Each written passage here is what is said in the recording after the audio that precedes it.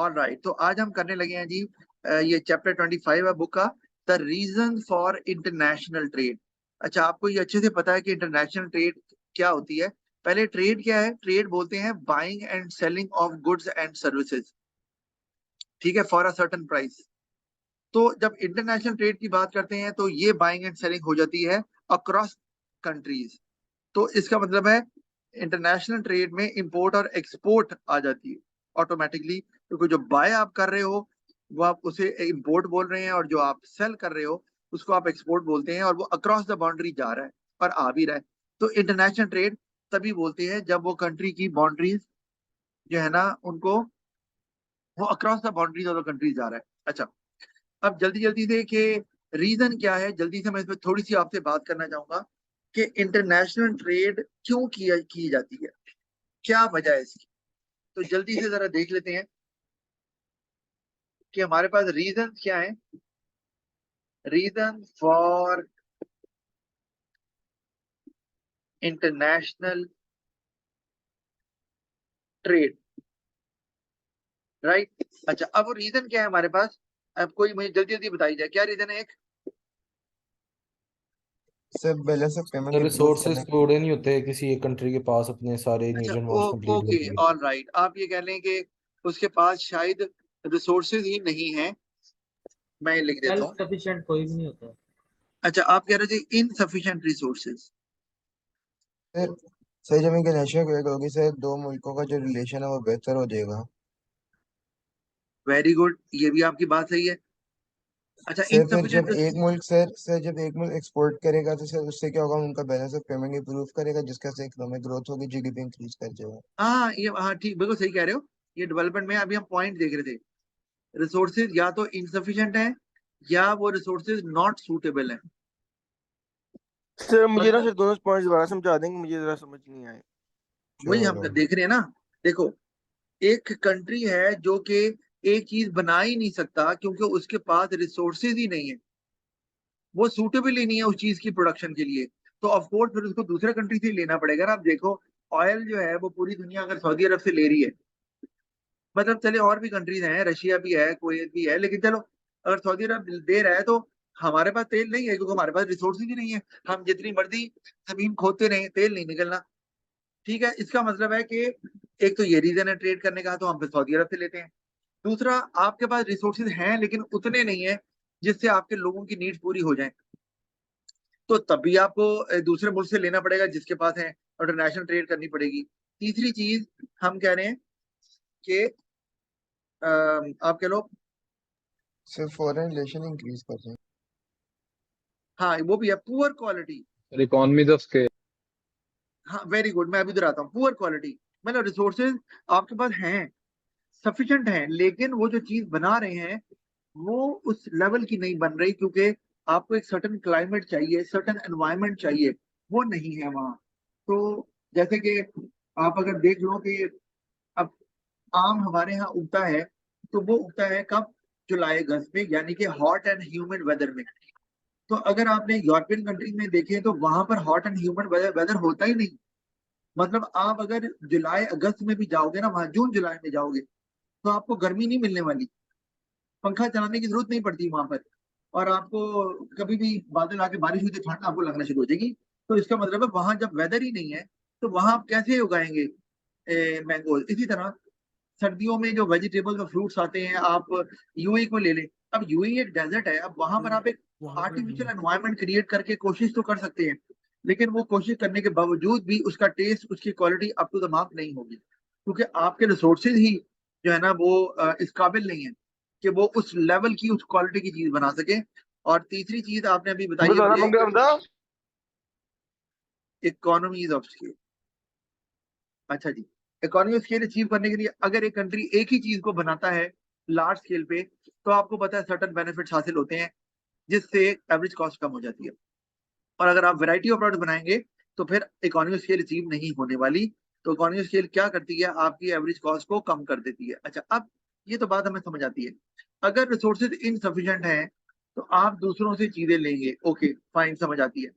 Resources suitable नहीं है तब भी लेंगे क्योंकि आप बना ही नहीं पा रहे। अच्छा, यहाँ मैं लिख रहा हूँ अगर रिसोर्सेज सर इनसफिशिएंट अगर है तो रिसोर्सेज सरप्लस हैं तब आप बायर भेजेंगे ये प्रोडक्ट खुद ही। हाँ, वो तो बात सही है, मैं लिख रहा हूँ अगर रिसोर्सेज इनसफिशिएंट है तो आपके पास क्या होगा, नॉट एनफ प्रोडक्ट, और आपको बाकी बाहर से लेने पड़ेंगे। अच्छा, अगर रिसोर्सेज सूटेबल नहीं है तो क्या होगा, वो जो प्रोडक्ट आप चाह रहे हैं, प्रोडक्ट्स नॉट अवेलेबल होंगे ही नहीं, क्योंकि आपके पास वो रिसोर्सेज ही नहीं है, आपको बाहर से ही लेने पड़ेंगे, जो मर्जी कर लें आप। अच्छा, और अगर उसकी क्वालिटी जो है ना वो बुरी है, लेट से, तो आपका क्या होगा, अगर रिसोर्सेज की क्वालिटी बुरी है तो आपकी जो प्रोडक्ट्स हैं वो बनेंगी, ठीक है, लेकिन आप कह सकते हैं कि पुअर क्वालिटी ऑफ प्रोडक्ट्स, लेकिन प्लस एक और चीज है, कॉस्ट, हायर कॉस्ट भी होगी साथ, क्योंकि आप जो है वो इतनी बड़ी जमीन पर उगाने की कोशिश कर रहे हैं कोई क्रॉप, और वो जमीन फर्टाइल नहीं है, एनवायरनमेंट सपोर्ट नहीं करता, तो चीजें कम बनेंगी, और वर्कर आपने ज्यादा लगा दिए, रिसोर्सेज ज्यादा लगेंगे, लेकिन आउटपुट उतनी प्रोड्यूस नहीं होगी। इसका मतलब है रिसोर्सेज की प्रोडक्टिविटी कम होगी क्योंकि उनकी क्वालिटी अच्छी नहीं है, तो उससे सर कॉस्ट एक ये बढ़ भी जाएगी। पॉइंट हो सकता है ना कि कंज्यूमर के पास ज्यादा चॉइस होगी वाइड रेंज ऑफ प्रोडक्ट्स की।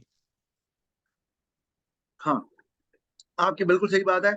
एक ही आ गया, वैरायटी। एक ये रीजन है कि आप बनाते भी हैं तो आप कहते हैं नहीं, हम चाहते हैं हमें बाकी मुल्कों से चीजें आ रही हैं वो भी मिले, ताकि हम वो प्रोडक्ट पसंद करें जिसमें हम बेस्ट, जो कि हमारी नीड्स एंड वांट्स को बेस्ट सेटिस्फाई करती है, तो वैरायटी ऑफ प्रोडक्ट्स भी हम इसमें डाल सकते हैं। बहरहाल आपको समझ आ गई है। अच्छा, अब एक और भी रीजन है, और वो रीजन है कि अपॉर्चुनिटी कॉस्ट।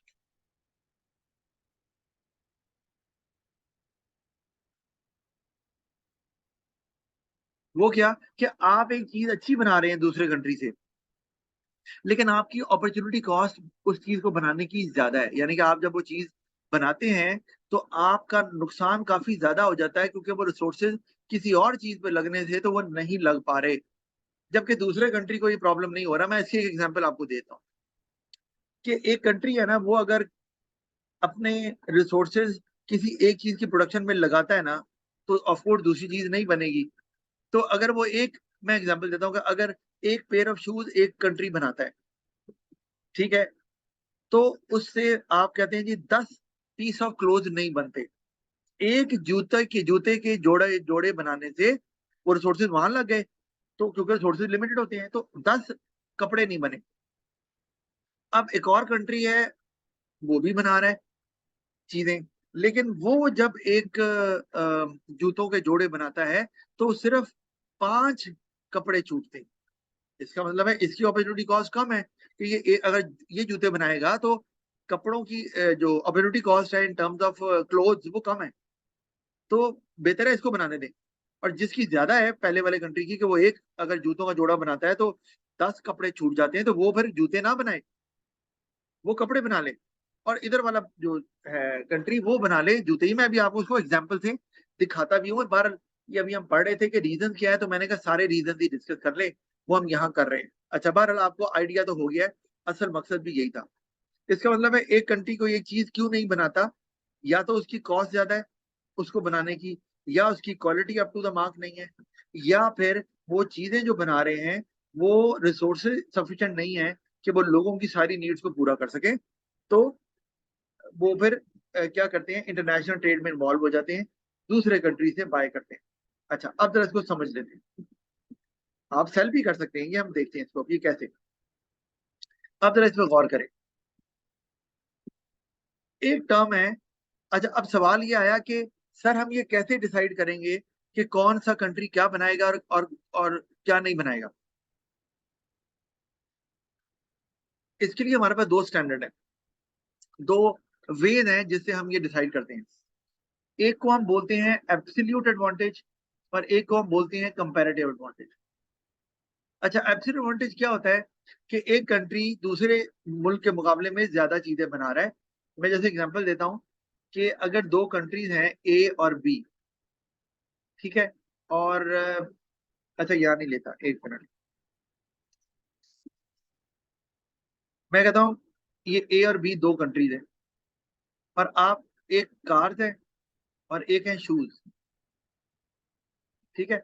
तो मैं ये कहता हूँ कि कंट्री ए जो है ना वो गाड़ियां बना रहा है 100 बना सकता है, और जूते बना सकता है लेट से 5,000। मैं एक टाइनी कंट्री ले रहा हूँ, बहुत छोटा सा। जो कंट्री बी है वो क्या करता है कि वो गाड़ियां तो बनाता है 50, लेकिन जो जूते हैं ना वो 10,000 बना रहा है। अब इसमें क्या नजर आ रहा है आपको? नजर ये आ रहा है कि जो कंट्री ए है, अपॉर्चुनिटी कॉस्ट हाई है। कंट्री ए जो है उसके पास जो रिसोर्सेज हैं, यानी कि लैंड, लेबर, कैपिटल, एंटरप्राइज, वो जूते बनाने में एक्सपर्ट है। उनकी स्किल्स या एबिलिटीज जो हैं वो जूतों में ज्यादा अच्छी हैं। सर गाड़ियों गाड़ियों में, में नहीं। हाँ सॉरी, गाड़ियों में भी, हाँ उल्टा, सॉरी उल्टा बोल गया, एक मिनट।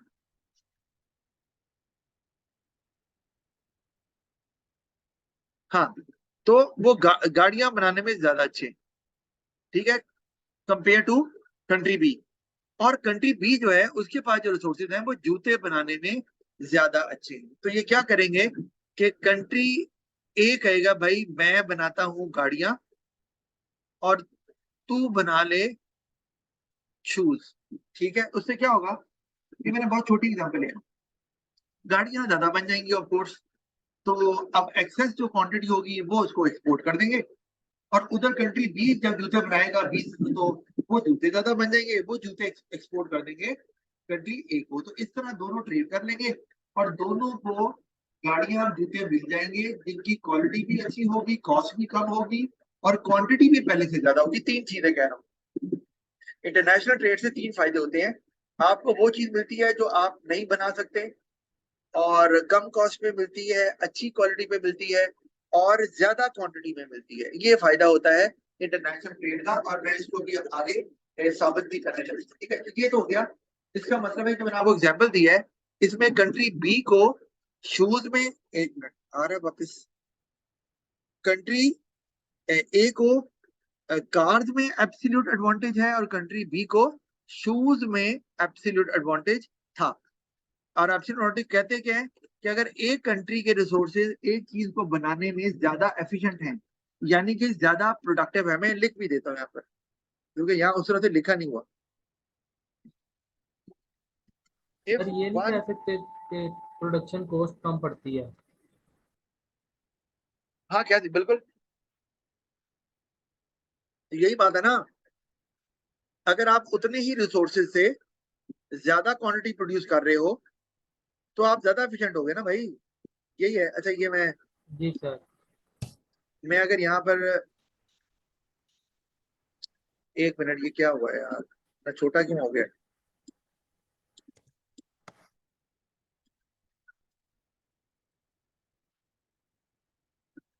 अच्छा खैर, नजर आ रहा है आपको? मुझे ना समझ नहीं आ रही इसको। अ, मैं चाह रहा हूँ कि, अच्छा चले खैर, नहीं हो रहा मेरे से। अगर आपसे पढ़ा जा रहा है तो जो मैं लिख रहा हूँ पढ़ा जा रहा है। जी नहीं जी सर नहीं पढ़ा नहीं। जा रहा है, जी जी सर अच्छा, पढ़ा जा रहा है। इफ वन सर कंट्री नहीं इज पढ़ा जा रहा। able to produce if one country sir is able to produce more products, sir more एक of दफा सर वाइट सर मेरी वाले बात से। सुने। हाँ सर एक सर दफा ना वहां जहाँ बॉक्स ए को बैक लिखा क्लिक हुआ ना करें। सर, सर जहाँ पर ए लिखा हुआ सर उसके साथ फॉन्ट साइज है उसको इंक्रीज कर जाए। फर्स्ट पे सर, जो फर्स्ट पे देखें।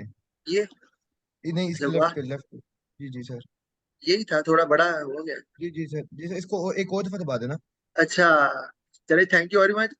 मुझे भी ये मेरे से पहली दफा हुआ है, मुझे समझ नहीं आ रही थी कि क्या करना है। चलिए जी, आपने बता दिया, थैंक यू।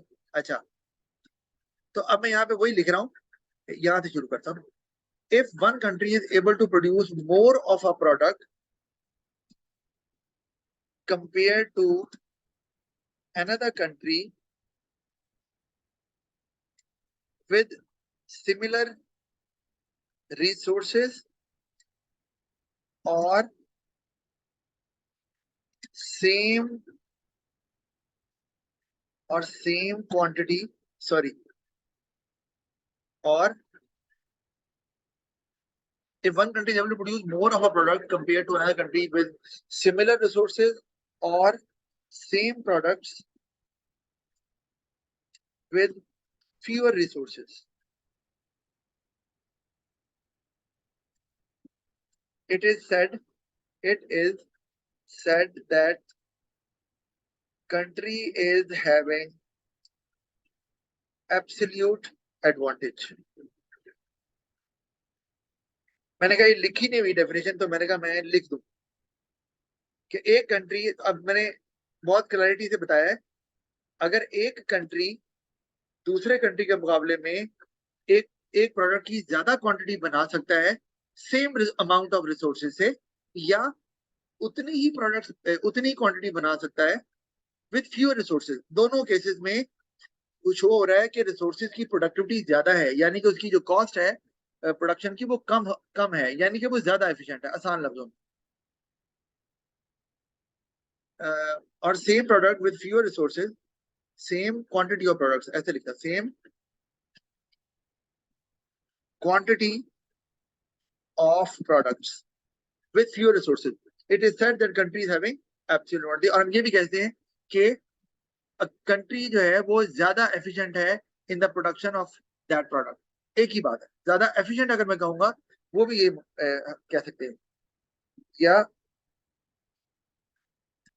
और a country is more efficient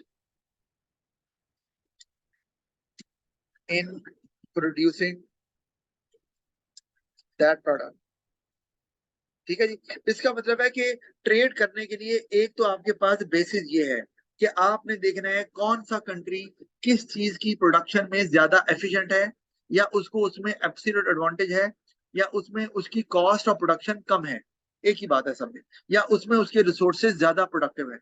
ये सब एक ही तरफ इशारा कर रहे हैं, ज्यादा एफिशिएंट है, ज्यादा प्रोडक्टिव है, उसकी कॉस्ट ज्यादा कम है, या उसको एब्सोल्यूट एडवांटेज है, ये एक ही बात है। ठीक है, तो इस तरह दोनों कंट्रीज डिसाइड कर लेते हैं कि भाई तुझे इसमें एब्सोल्यूट एडवांटेज है, मुझे इसमें है, तू वो बना, मैं ये बनाता हूँ, और बाद में फिर हम जो एक्सेस क्वांटिटी होगी उसको ट्रेड कर लेंगे। अब इसको मैं आपको एक एग्जांपल से भी समझा देता हूँ कि वो क्या है। अच्छा, ये जो वर्ड लिखा हुआ ना फैक्टर एंडोमेंट्स, इसका मतलब यही है कि जो रिसोर्स की अवेलेबिलिटी है और जो क्वालिटी है, ये उसके लिए इस्तेमाल होता है कि किसी कंट्री के पास किसी प्रोडक्ट को बनाने के लिए फैक्टर एंडोमेंट है कि नहीं। फैक्टर एंडोमेंट का मतलब कि क्या रिसोर्सेज हैं और उनकी quality up to the mark है कि नहीं, इसको बोलते हैं। ठीक है, अच्छा, अब मैं आपको जो एग्जांपल दिखाने लगा हूं, क्योंकि बुक में ही है तो मैंने कहा अपनी एग्जांपल क्या दूं, बुक वाली दे देता हूँ। फैक्टरिंग गवर्नमेंट क्या होती है? क्या फैक्टरिंग गवर्नमेंट क्या होती है? चैप्टर क्या? सर वो जो ऊपर देखें जो आपने लिखवाया अभी जिसको आपने अंडरलाइन किया है। हाँ, फैक्टर एंड सर क्या बोल रहे हो, बात तो करो। सर मैं आपको टाइप करके देख देता हूँ, मेरी आवाज नहीं तो सही है। सही आ रही है? अच्छा, चले आगे चलते। अब ये आप डायग्राम जरा देख लें। मैं डायग्राम से पहले आपको, हाँ अच्छा चलो देख लेते हैं। ये क्या बना हुआ है, ये बने हुए हैं प्रोडक्शन पॉसिबिलिटी कर्व, जो आपको अच्छे से पता होगा, ओ लेवल में भी आपने पढ़ा हुआ है और ए लेवल का जो पहला टॉपिक है एएस का उसमें भी आपने पढ़ा हुआ है। तो ये दिखा रहे हैं पहले इंडोनेशिया का पीपीसी। अच्छा हमजा साहब, फैक्टर एंडोमेंट मैंने आपको बताया, फैक्टर एंडोमेंट एक ऐसी टर्म है जो इस्तेमाल होती है ये बताने के लिए कि एक कंट्री के पास एक प्रोडक्ट को बनाने के लिए रिक्वायर्ड रिसोर्सेज मौजूद हैं और उनकी quality up to the mark है कि नहीं, ये बोलते हैं फैक्टर एंडोमेंट। यानी कि मैं कहूं सऊदी अरब के पास ऑयल प्रोड्यूस करने के लिए फैक्टर एंडोमेंट है, इसका मतलब है कि सऊदी अरब के पास रिक्वायर्ड क्वांटिटी और क्वालिटी अवेलेबल है ऑयल प्रोड्यूस करने के लिए, दैट्स इट। अच्छा, अब पीपीसी को आप गौर करो तो इंडोनेशिया का पीपीसी क्या कह रहा है, वो कह रहा है, जो रेड लाइन हमें नजर आ रही है वो ये बता रही है कि अगर इंडोनेशिया सारे रिसोर्सेज राइस पे लगा दे तो कितने बनेंगे, 500। मैंने आपको कहा 500। था पीपीसी कभी भी प्रोडक्शन को शो नहीं करता, ये शो करता है पोटेंशियल को, कैपेसिटी को। तो 500 चीजें बना सकता है। और अगर इंडोनेशिया सारी सारी चीजें, सारे रिसोर्सेज जो हैं वो लगा दे कॉफी पे, तो कितनी बनाएगा जी? 200। ठीक है, लेकिन एक बात याद रखनी है, जब इंडोनेशिया राइस बनाएगा 500, तो उस वक्त कॉफी कितनी बनेगी? 0। जी, कॉफी 0 बनेगी। इसी तरह से जब वो 200 कॉफी बनाएगा, तो उस वक्त जो राइस है वो 0 आ जाएगा। अच्छा, इसी तरह ब्राजील है, वो अगर सारे रिसोर्सेज राइस पे लगाता है तो 200 बना रहा है, और अगर सारे कॉफी पे लगा रहा है तो 500 कॉफी कॉफी टन, 500 तो टन सर वो कॉफी। दोनों अपना जिसमें इनकी फैक्ट्री डेवलपमेंट है वो बनाना शुरू कर देंगे, जैसे अब कि मुझे ब्राजील 500 को। वही सवाल पूछ रहा हूँ ना। सवाल ये है कि मुझे ये बताओ कि इंडोनेशिया को किस चीज में एब्सोल्यूट एडवांटेज है सर ओवर राइस ओवर में, ब्राजील? सर राइस में। राइस राइस में। वेरी गुड, राइस में। बिल्कुल सही हो गया। अच्छा, और ब्राजील को है कॉफी में। तो इसका मतलब है कि दोनों के दरमियान एग्रीमेंट होगा कि भाई ब्राजील को कहा जाएगा भाई आप कॉफी बनाएं, इंडोनेशिया को कहा जाएगा भाई आप राइस बना लें। ठीक है, लेकिन क्या होगा, जब अब इंडोनेशिया जब राइस बनाएगा तो कॉफी कोई नहीं बननी, सीधी सी बात है। और अगर ब्राजील जो है वो कॉफी बनाएगा तो राइस कोई नहीं बनना, और बाद में उनको ट्रेड करना पड़ेगा। ठीक है। अच्छा, ट्रेड कैसी होती है? ट्रेड होती है on the basis of opportunity cost ratios. ये बात मैं आपको भी समझाता हूँ कि दोनों अपनी अपनी अपॉर्चुनिटी कॉस्ट देखेंगे और उसके बाद डिसाइड करेंगे कि हमने ट्रेड कैसे करनी है। बहरहाल ये मैं बाद में बताता हूँ। अच्छा, अब हम जरा डायग्राम को देख लें। ये टेबल पे जरा गौर करो, ये अपॉर्चुनिटी कॉस्ट रेशियोज के बारे में मैं आपको बाद में बताता हूँ। अब आप गौर करो, स्पेशलाइजेशन से पहले वही बात, इंडोनेशिया 500 टन बनाता है, अगर बनाता है ना, यहाँ पे कह रहे हैं बना रहा है। अगर अब मैं देखता हूँ अगर बना रहा है या, एक मिनट, यहाँ क्या लिखा है उन्होंने? यहाँ लिखा नहीं हुआ उन्होंने कि बना रहा है ये, क्योंकि ऊपर सर ऊपर करें, डायग्राम, यहाँ दिखा हुआ है, ऐसा दिखा हुआ है, ये थोड़ा थोड़ा नीचे करें। ये पढ़ लें, 25.1 है ना, output before and after specialisation लिखा हुआ है। हाँ आउटपुट है। अच्छा, अब वो ऊपर वाली डायग्राम को फिलहाल छोड़ो, क्योंकि वहां तो पोटेंशियल दिखाया था ना कि आउटपुट आ गई, 500 आउटपुट बना रहा है, और कॉफी कितनी बना रहा है? 200। दोनों बना रहा है। अच्छा ये अब, अगर ये बिफोर स्पेशलाइजेशन है ना, हाँ ये इन्होंने बिफोर अभी दोनों स्पेशलाइजेशन है। सर दोनों नहीं बना रहा मेरा ख्याल है।